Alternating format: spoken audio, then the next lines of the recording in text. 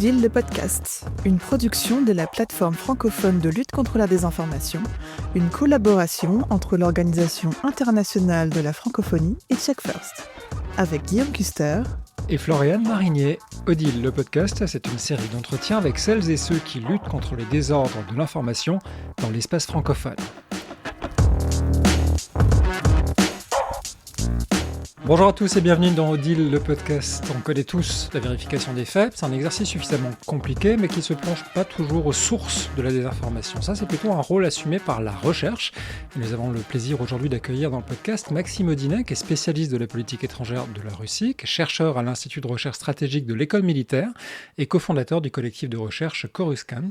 Il s'intéresse en particulier aux acteurs de la désinformation et voici un extrait de l'entretien à venir. La Russie a une pratique et une culture de l'influence qui est très ancienne, ce qui peut contraster justement parfois avec ce qu'on observe dans les démocraties libérales occidentales où il y a parfois, on a parfois beaucoup plus de mal à investir certains espaces de l'influence qui peuvent apparaître beaucoup plus problématiques sur le plan éthique et d'ailleurs souvent à raison, mais la Russie n'a pas ce problème. Mais avant d'écouter l'entretien en intégralité avec Maxime Audinet, on va d'abord faire un tour de l'actualité de la lutte contre les désordres de l'information dans l'espace francophone. En Afrique francophone, certains acteurs politiques et médiatiques détournent la vérification des faits de sa mission première pour en faire un outil de propagande. La plateforme africaine des fact-checkers francophones, la PAF, s'est penchée sur cette instrumentalisation, une analyse collaborative à retrouver sur leur site. En France, les cyberattaques contre les médias et les journalistes se sont multipliées depuis 10 ans. Et la France n'est évidemment pas la seule visée. L'Institut national français de l'audiovisuel, l'INA, vient de publier un rappel des opérations passées et surtout des moyens de se prémunir des suivantes. L'INA indique que bien souvent, la sécurité numérique commence avec les utilisateurs eux-mêmes. Retrouvez un lien vers l'article dans les notes d'épisode et c'est aussi l'occasion de revoir les ressources d'Odile sur la question également liée. Les élections présidentielles en Côte d'Ivoire approchent, elles auront lieu en octobre prochain, et avec elles, un risque de désinformation visant à manipuler le vote des citoyens. Pour lutter contre cette manipulation, Africa Check a annoncé la création d'une coalition anti-DOI, ça veut dire anti-mensonge. Cette initiative regroupe plusieurs médias et acteurs de la société civile, parmi lesquels la cellule anti-fake news, Ivoire Check et les bénévoles de l'EMI, qui sont membres d'Odile. L'éducation aux médias et à l'information, justement, ça vous intéresse, mais vous ne savez pas par où commencer. EducMedia vient de publier un kit qui rassemble des conseils de base pour mener des activités d'EMI, à télécharger gratuitement. Et pour les enseignants qui préparent leur rentrée scolaire, le Clémy a aussi préparé pour les Français un tout nouveau guide sur le sujet. Bonjour Maxime Audinet. Bonjour, merci pour l'invitation. Merci de prendre le temps de nous répondre. On va peut-être commencer par une petite définition, en bon scientifique. Votre rôle en tant que chercheur dans ce domaine particulier, s'intéresser aux auteurs de la désinformation, comment est-ce que vous définissez ça ? Alors, la désinformation, moi j'ai plutôt tendance à adopter une définition assez restrictive de cette notion, c'est-à-dire la diffusion intentionnelle d'informations falsifiées. Donc cette dimension d'intentionnalité, elle est absolument centrale. Après, précisément, comme je m'intéresse au cas de la Russie, dont les pratiques d'influence sont en fait extrêmement étendues, j'ai tendance à privilégier en fait d'autres notions qui sont plus englobantes, qui vont comprendre en fait la désinformation. Donc nous, on utilise notamment cette notion d'influence informationnelle qui a l'avantage donc de mobiliser cette notion d'influence qui est plus étendue et au sein de laquelle on peut avoir précisément des pratiques telles que la désinformation, mais vous en avez d'autres, comme par exemple ce qu'on appelle la diplomatie publique, des formes de propagande qui peuvent justement être non pas fondées sur la diffusion d'informations fausses, mais sur des semi-vérités, sur des semi-mensonges. Donc on a toute cette espèce de gradation qui fait que pour nous, s'appuyer sur une notion comme celle d'influence informationnelle est plus heuristique, comme on dit, c'est-à-dire qu'elle est plus capable, si vous voulez, de donner un cadre conceptuel qui correspond en fait aux pratiques qu'on observe. Ce qui vous intéresse, vous, ce sont les gens qui sont à l'origine de toutes ces activités ? Voilà, alors moi, en fait, je travaille, sur cet écosystème d'influence de la Russie, c'est-à-dire, en fait, tous les acteurs, que ce soit d'ailleurs des acteurs étatiques, des acteurs, non étatiques, des acteurs entre les 2, ce qu'on qualifie nous d'acteurs adocratiques, qui vont être mobilisés de manière ad hoc, par des phénomènes parfois de contractualisation ou de sous-traitance par l'État et qui constituent un écosystème et un dispositif, si vous voulez, assez large, qui est d'ailleurs pas toujours coordonné, mais qui en réalité peut être beaucoup plus complexe, que ce qu'on peut parfois imaginer dans le cadre d'un État autoritaire, comme la Russie, où on a parfois des visions extrêmement verticales, où tout serait contrôlé, par le Kremlin. En réalité, on est face à un phénomène assez complexe, même si l'État russe reste en effet, l'acteur dominant et c'est un petit peu le 1er pendant en fait des recherches que je mène soit à titre individuel, soit de manière collective. C'est-à-dire étudier d'abord cet écosystème d'acteurs,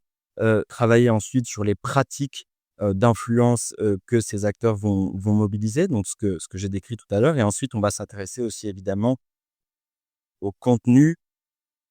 au discours, au récit que ces acteurs vont, à la fois, fabriquer, produire et diffuser à travers cet écosystème,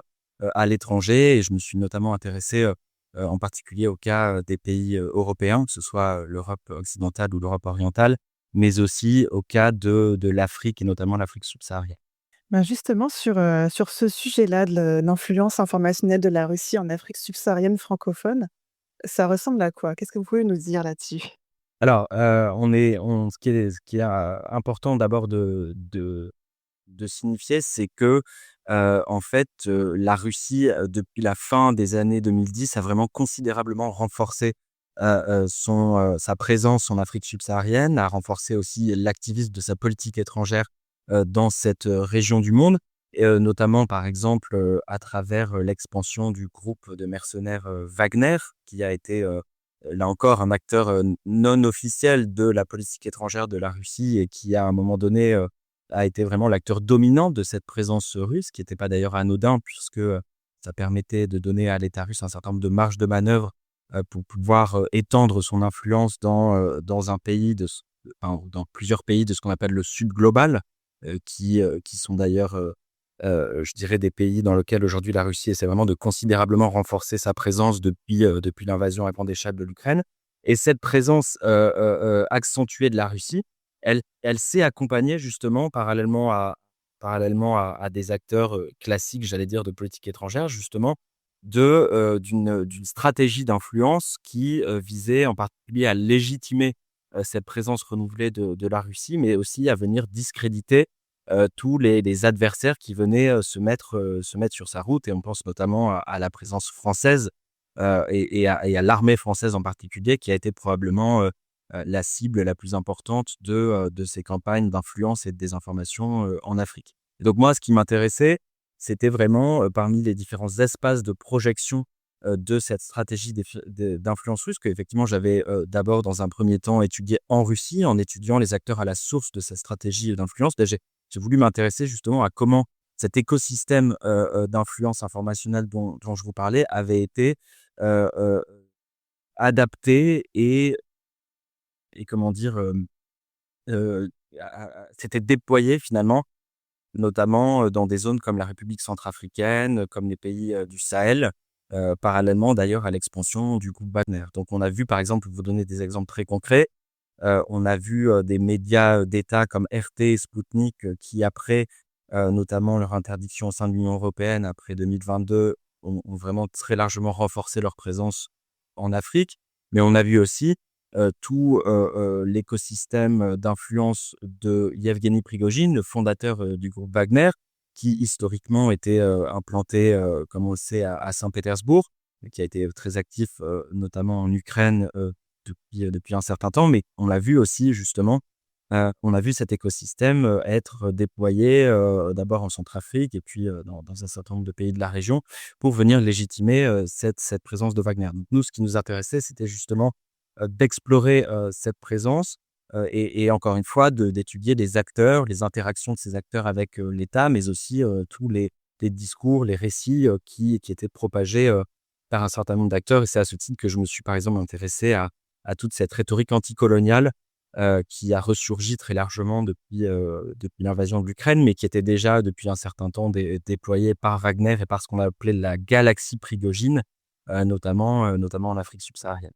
Et notamment avec des actions d'influence hybride, hein, avec des manifestations dans le monde physique, des manifestations pro-russes, où on se souvient d'images de drapeaux russes de la Fédération de Russie brandis en même temps que ceux de la République centrafricaine, et on l'a vu dans d'autres pays également. Des actions de soutien, par exemple, affichées en tout cas comme soutien en émettant des bourses pour les étudiants payés par la Fédération de Russie. Il y a un mélange des genres, c'est pas simplement des entités médiatiques, un peu le monde de l'internet et de l'espace informationnel qui propage des récits, mais on a des manifestations très physiques. Est-ce que ça c'est une adaptation parce que la typologie de ces pays est différente de ce qu'on peut voir en Europe? Alors oui, il y a effectivement cette dimension-là. On sait que l'accès à internet est plus limité et je pense notamment à des pays, comme la Centrafrique ou le Burkina Faso ou le Mali, même si c'est au Sahel, c'est déjà un petit peu plus important et où effectivement, ça d'une certaine manière, ça serait contre-productif de n'investir que, l'espace numérique pour propager, un certain nombre de contenus. Mais, par ailleurs, je pense que plus largement, il faut bien comprendre que la stratégie d'influence de la Russie, elle occupe justement l'ensemble du spectre, depuis d'ailleurs fort longtemps et qu'on aurait tort en fait, parce qu'il y a parfois un petit peu un biais, dans les études sur la désinformation russe qui consiste à n'observer ce phénomène que, justement dans l'espace numérique ou à travers les ingérences numériques. Alors évidemment, c'est un espace, de projection qui est fondamental, mais on voit bien aussi et d'ailleurs depuis, très longtemps, hein, que, la Russie va aller sur d'autres, terrains de l'influence, j'allais dire hors ligne. Donc vous avez mentionné effectivement, ce qu'on appelle la diplomatie culturelle, donc le fait par exemple de s'appuyer sur, des instituts culturels qu'on appelle notamment les maisons russes pour promouvoir, la culture russe, pour promouvoir la langue russe, mais aussi derrière, cet aspect qui est à la rigueur assez classique dans les initiatives de diplomatie culturelle. Il y a toute, une série j'allais dire de valeurs, de récits, que ce soit des valeurs conservatrices, des discours sur, la 2e guerre mondiale, et tout le révisionnisme historique, qu'on connaît de la Russie, sur cette période, qui vont aussi être propagés à travers ces institutions. Et puis on a effectivement aussi un autre aspect qu'on appelle la diplomatie des échanges, et qui est aussi un une pratique d'influence sur laquelle sur laquelle la Russie met aujourd'hui, largement l'accent, notamment en Afrique, et qui consiste justement à renforcer les partenariats académiques entre universités russes et étrangères, mais aussi à faire venir des étudiants. Et là encore, l'Afrique est comment dire, un terrain intéressant de ce point de vue parce que précisément, pendant, à la chute de l'Union soviétique, alors même que l'Afrique était, un espace de projection extrêmement important, hein, de ce qu'on appelait à l'époque la diplomatie populaire ou plus largement la politique étrangère de l'Union soviétique, eh bien c'est un continent qui a été complètement, désinvesti par la diplomatie russe, de 1991 jusque justement à la fin des années 2000 et puis ensuite 2010. Et donc on voit parallèlement justement à cette politique, étrangère renouvelée que, à côté effectivement des manœuvres informationnelles, à côté, des campagnes, numériques, on voit aussi, la Russie, réinvestir tout ce qu'on appelle la diplomatie culturelle, tout cet espace aussi physique de l'influence, qui est très largement, utilisé, y compris d'ailleurs dans le domaine médiatique. C'est-à-dire qu'on voit bien que, la Russie va aussi, investir, la presse papier, va aussi, s'intéresser à comment diffuser des contenus, hors ligne ou même par exemple à la radio qui est évidemment, le média le plus consulté dans un certain nombre de pays africains. Et ça c'est, enfin du coup ça dessine en creux une capacité aussi à investir, l'ensemble des canaux disponibles, et au-delà de ça même à interagir en fait avec, des écosystèmes locaux, que ce soit avec des acteurs médiatiques, des acteurs, du monde culturel, du monde associatif, du monde sportif, et ça montre c'est vraiment une caractéristique assez fondamentale de cette stratégie d'influence russe qui repose au fond, sur une culture de l'influence qui est, j'allais dire presque séculaire. Enfin, je veux dire la Russie a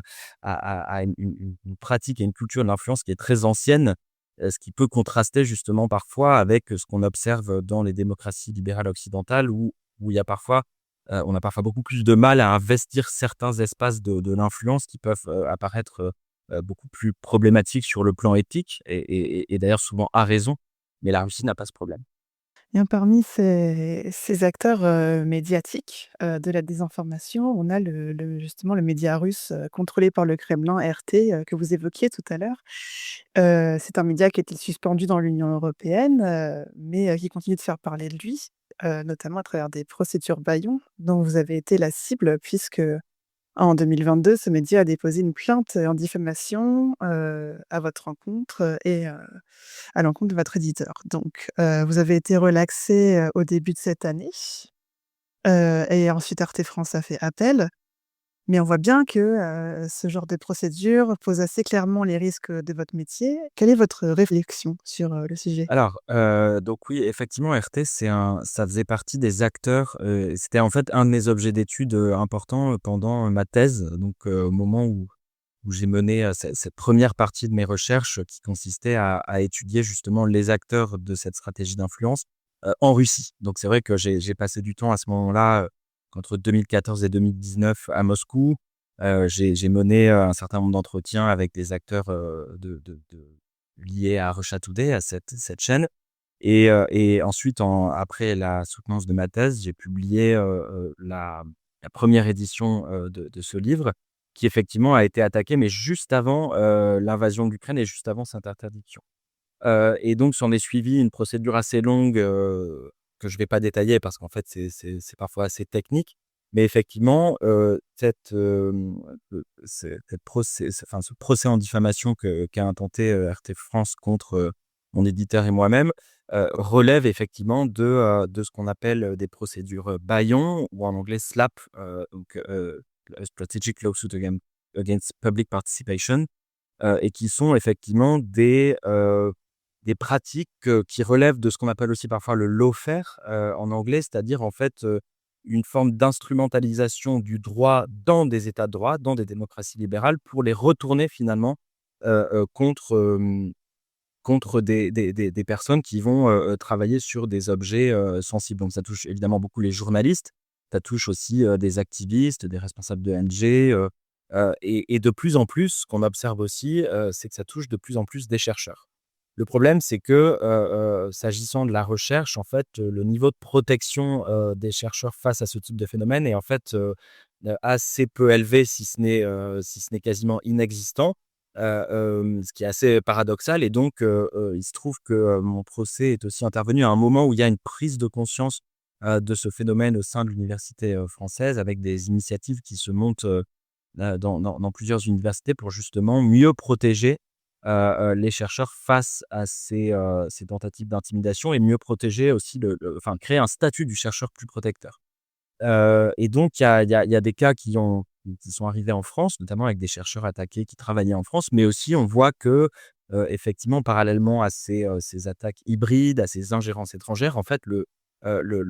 droit, fait aussi partie d'une certaine manière de ces, opérations sous le seuil, de la guerre ouverte. Et donc c'est dans ce contexte qu'effectivement j'ai été attaqué en diffamation puisque RT France a attaqué 9 passages, de mon livre qui par ailleurs est un livre, tout à fait, classique, de recherche issu d'une thèse de doctorat. Donc c'est ni un pamphlet, ni un livre à charge. C'est vraiment un travail de recherche, fondé sur, un terrain de recherche en Russie, fondé sur des méthodologies, qualitatives et quantitatives pour analyser en fait ce média. Mais en fait le simple fait, si vous voulez, de travailler sur cet objet, comme d'ailleurs sur d'autres acteurs de la désinformation, vous expose, finalement à ce type de phénomène. Alors, du coup, quelle est la réponse à apporter? Il y en a plusieurs. C'est-à-dire que ce que ces acteurs recherchent, au-delà évidemment du coût, psychologique, financier, parce qu'évidemment, ce sont des procédures qui ont un coût, extrêmement fort. Alors dans mon cas, j'ai eu, la chance de bénéficier de ce qu'on appelle la protection fonctionnelle. C'est-à-dire que mes frais d'avocat sont pris en charge en fait par mon institution, et par ma tutelle de recherche. Mais c'est pas toujours le cas, précisément et on voit que, vous si voilà, par exemple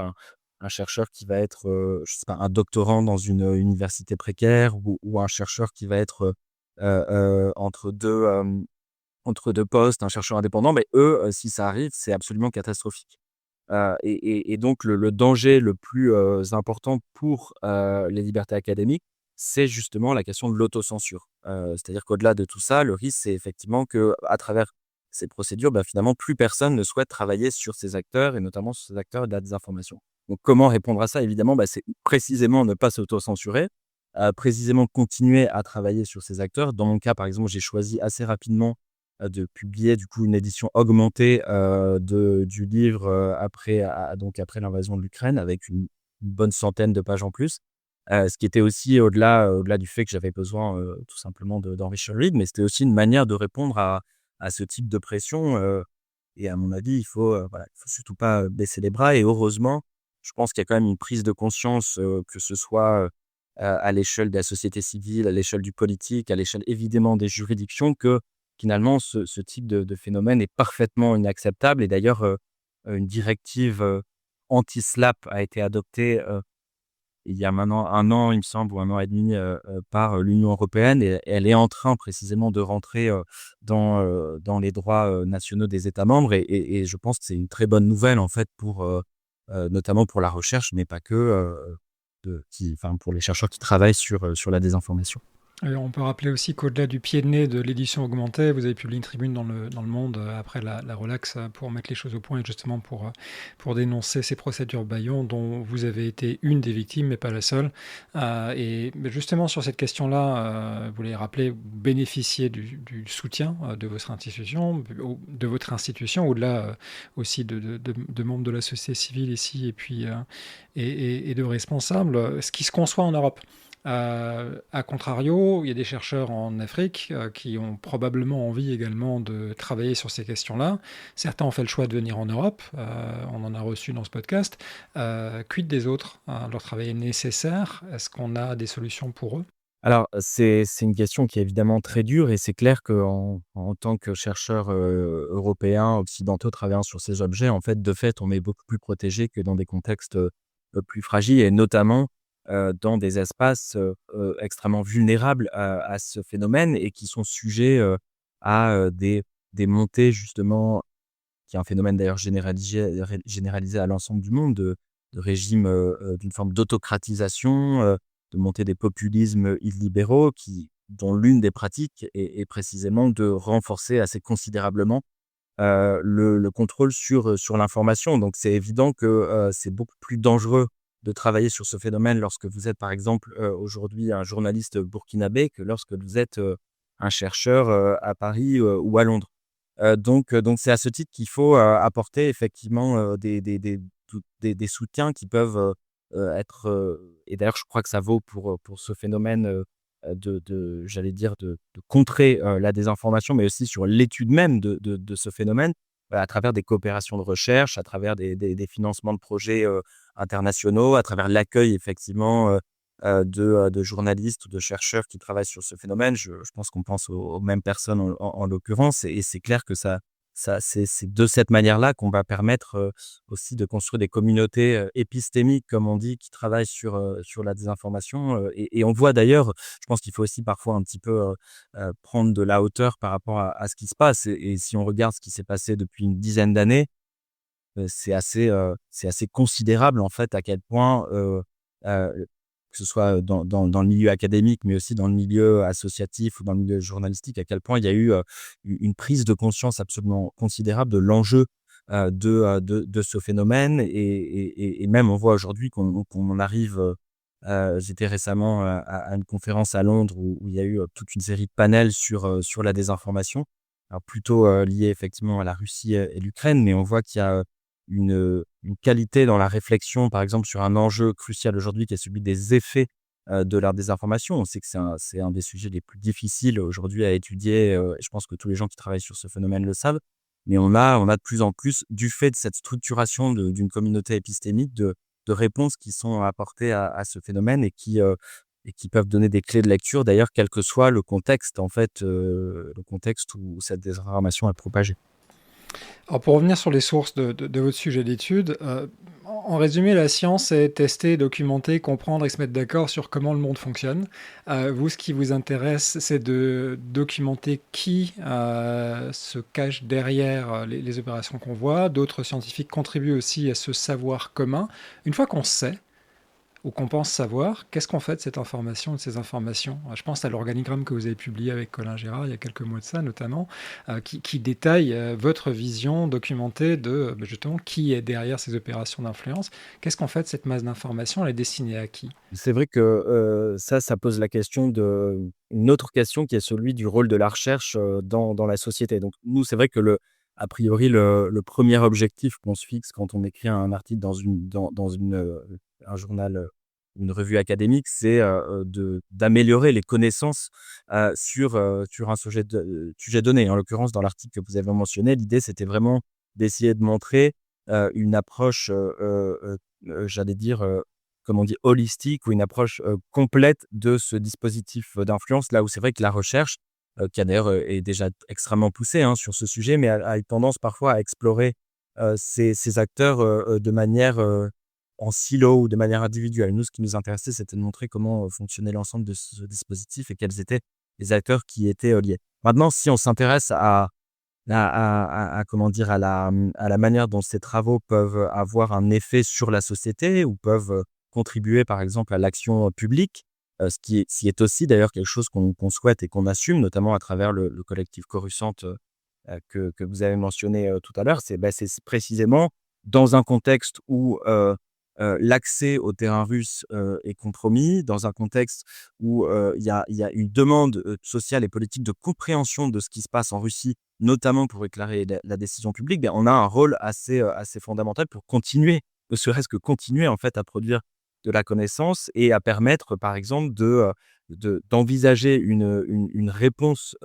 politique et stratégique aux actions de la Russie, que ce soit dans l'espace informationnel ou que ce soit, sur le champ de bataille qui soit la plus adaptée possible. Maintenant, pour vous donner un autre exemple sur lequel, on travaille de plus en plus avec mes collègues justement, c'est, sur ce qu'on appelle, nous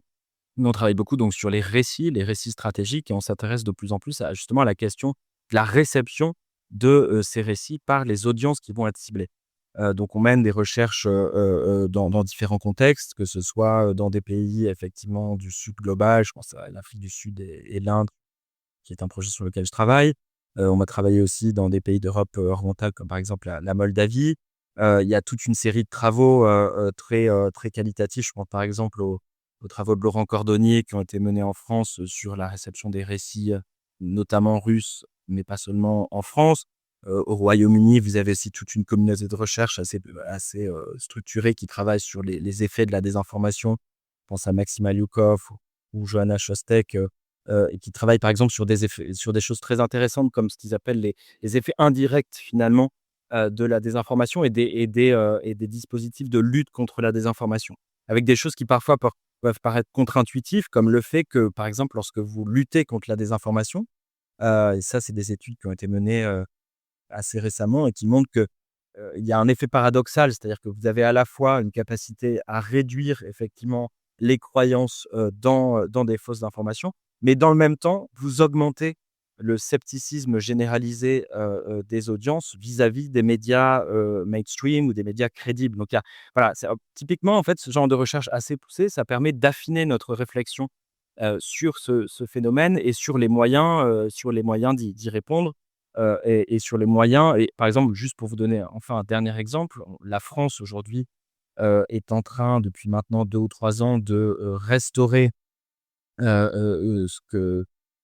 qu'on a appelé à un moment une stratégie nationale d'influence. La fonction, influence a été, hissée comment dire? En fonction stratégique. Donc il y a vraiment un chamboulement assez considérable, hein, des politiques publiques d'influence, en France qui a longtemps été dominé, on sait, par ce qu'on appelle le rayonnement culturel. Aujourd'hui, la France va sur d'autres espaces et notamment dans l'espace informationnel et typiquement, il y a un enjeu, assez fondamental aujourd'hui de renforcer le dialogue entre, les décideurs, politiques et les chercheurs, mais aussi les journalistes, les activistes, les entreprises qui travaillent sur ce sujet pour apporter une réponse qui soit finalement la plus adéquate possible. Et je pense que tout le monde a intérêt en fait à contribuer à ce débat, ce qui n'implique pas d'ailleurs de faire un mélange des genres, ce qui est aussi une approche assez française finalement, liée à une pensée critique qui est aussi tout à fait légitime. Mais je veux dire aujourd'hui dans le contexte dans lequel on est, en tout cas nous à travers Coruscant, on assume ce dialogue et on comprend tous qu'en fait on peut tous finalement en bénéficier pour mieux saisir ce phénomène. Et donc finalement, tout ce qui est lutte contre la désinformation, c'est aussi un sujet qui est très, politique et vous parliez d'ailleurs de mélange des genres. Est-ce que vous avez aussi une crainte de récupération politique, de vos travaux et d'une manière générale de la recherche, sur les acteurs de la désinformation? C'est effectivement un risque qui peut exister. Nous, là évidemment on sait aussi en tant que chercheur, comment dire, se prémunir contre ce genre d'instrumentalisation et je pense que, heureusement, on rencontre, de plus en plus des acteurs dans le monde politique qui sont tout à fait conscients de ça. C'est-à-dire qui comprennent assez bien que, finalement, travailler avec des chercheurs qui ont leur autonomie, qui ont leur indépendance, c'est beaucoup plus bénéfique que, finalement, de s'appuyer sur, des acteurs qui vont être qui n'auront pas finalement les marges de manœuvre et l'espace suffisant pour le faire. Donc,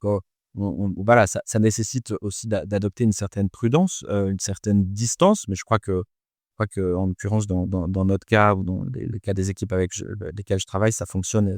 assez bien. Et par ailleurs, il y a aussi, en fait, les sciences sociales et les outils des sciences sociales nous permettent précisément de travailler sur ce phénomène sans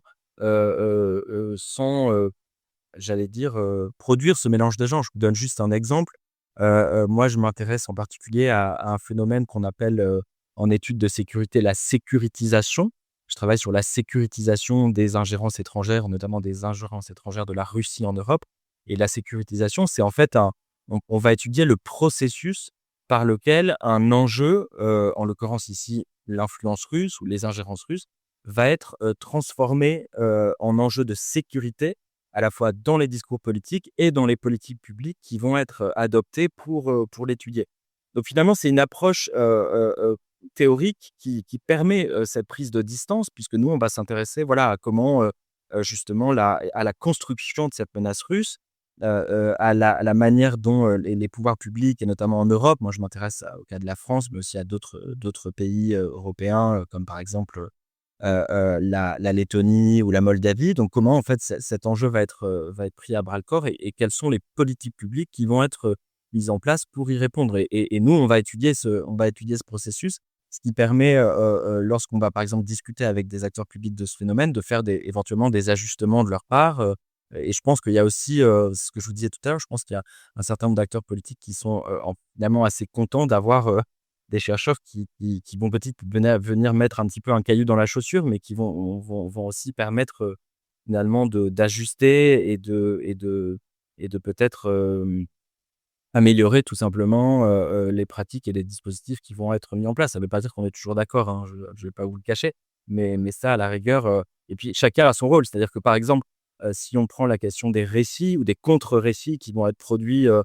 pour mener par exemple des opérations contre-influence, c'est évident que, enfin, en tout cas, mon avis, c'est que c'est pas aux chercheurs de produire ces récits. La production de ce type de récit est un choix qui est éminemment politique,